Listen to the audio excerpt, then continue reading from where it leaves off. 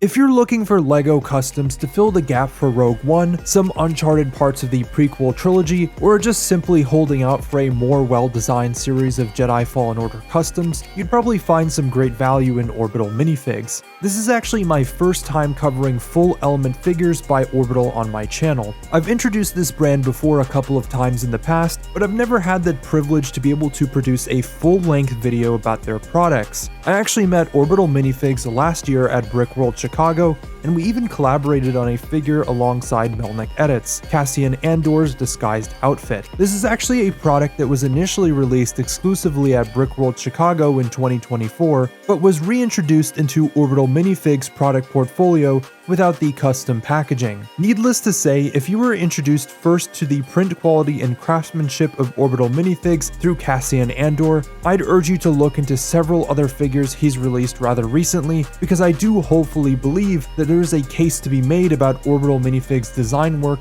and fresh ideas brought to the LEGO custom scene. The Erso family pack is a set of 3 figures in Orbital's product lineup that is a callback to Rogue One's prologue, where young Jyn Erso and her family, Galen, Lyra, and briefly Krennic, appear in the opening scene. This sequence would cover the Empire's arrival, Lyra's death, and Jyn hiding in the bunker before Saw Gerrera rescues her. This is a rather overlooked scene and doesn't have much screen time, so as you would assume, LEGO wouldn't have covered the appearance of any of these characters in the prologue. One thing you might have noticed is a lot of the design cues of the Erso family, especially Lyra, is very on brand with Melnik Edits' work. He is actually the designer of this 3-pack, and honestly, I don't think Orbital could have drafted a better designer to do the work for the Ersos other than Melnik Edits. There are a lot of subtle design cues that are embedded into Lyra's skirt piece, with a 5-color pad print, one metallic print color being used to add some extra depth into Lyra's communicator. Some other details to note are the use of the LEGO Friends hairpiece to represent her hair, the continuous skirt and back torso print, as well as the depth of the LEGO minifigure footprint, which actually aligns with the scaling of a minifigure with actual legs. Oh yeah, and she also comes with a brick arm scout pistol right out of the box. Galen appearing in a scrappy, disheveled farmer appearance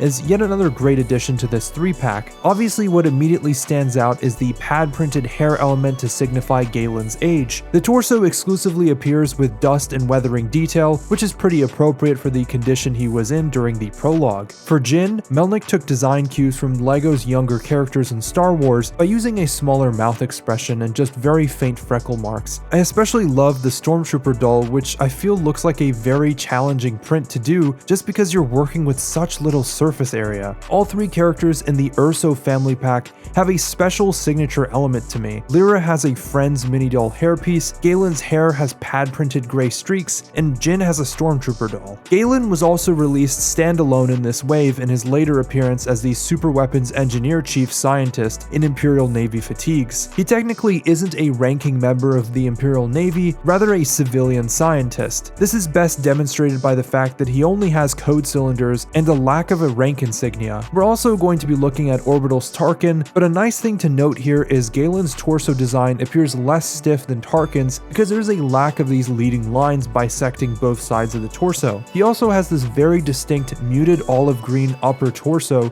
which I think Orbital has nailed both in terms of the design and color consistency. I know that a lot of people may glance over this figure in favor of other interpretations, but I think this was done right by Orbital and no one else. There are just too many design cues to mess up, overlook, or even omit. The face design is especially great because it does really resemble Mads Mikkelsen, especially around the cheek line and eyebrow furrow. I almost forgot to mention the IRD insignia on the right side of his arm, which is just yet another detail that makes this figure really fleshed out. I mentioned Tarkin when comparing Galen's less rigid design, but Tarkin is a whole other side of the Empire that Orbital managed to capture very well. I had the urge for a while now to go back and find a modern LEGO Tarkin from the Death Star playset, which is a sort of costly figure at this point. But Orbital has made a complete renewal of Tarkin using appropriately scaled and consistent design cues of the modern Imperial Navy template. The code cylinders, metallic printing across the badge, and belt are all just great sharp details to include on this figure. I would like to see more producers shift towards making Imperials like this one with a proper Imperial Navy template. There's just a lot of these custom produced producers floating around creating bunk designs on Imperial Navy torsos which just aren't even accurate, and honestly fall into the category of being ugly, flawed, and outdated. I'm happy that Orbital has already made a few of these modernized Imperial torsos already, and I'm looking forward to any future releases that involve new additions to the Imperial Navy. CO Bibble is a bit more of a silly character here since he really didn't have any screen time at all, but was often seen alongside Queen Amidala to get the events of the prequel trilogy going during his time on Naboo. He is a character who is often overlooked, but I think is deserving of a proper figure. Bibble isn't actually from this wave at all, but in a previous wave that I decided to residually pick up to showcase in this video. As much as I've talked the character down, I honestly really enjoy the design presentation and very well crafted arm print. He has a dynamic color scheme that Orbital could leverage, using their expertise in pad printing and design to create a character with densely packed details. I think CO Bibble is an example of a character made by a brand, not because it's a popular choice, but because it could be done very well. Cal Kestis, as seen in Jedi Survivor, is a new outfit with a high collar appearance. I've seen a few producers attempt this, and I say attempt this as well, I don't know, their designs didn't feel very intentional or as well thought out as this one. I've held out for so long on this interpretation of Cal that I was relieved when it was announced that Orbital was releasing a Survivor outfit of him. The face expression is also something I've rarely seen done right by other producers. There's just something about the stubble lining print that is hard to get lined up with the hairpiece while also looking like an organic shape. This interpretation of Cal has this high collar flak outfit, which also features a continuous holster line print for Cal's LW896, which I don't actually think has ever been made before by a producer like BrickArms. Speaking of accessories though, you might have noticed this custom lightsaber, which has a distinction at the tip where the edge is rounded off, sort of similar to how they appeared in the classic LEGO Star Wars games and of course in first-party Star Wars media. This was made exclusively by Orbital Minifigs, and if you're a fan of this rounded saber blade, you can actually order these rounded blades individually off of his site.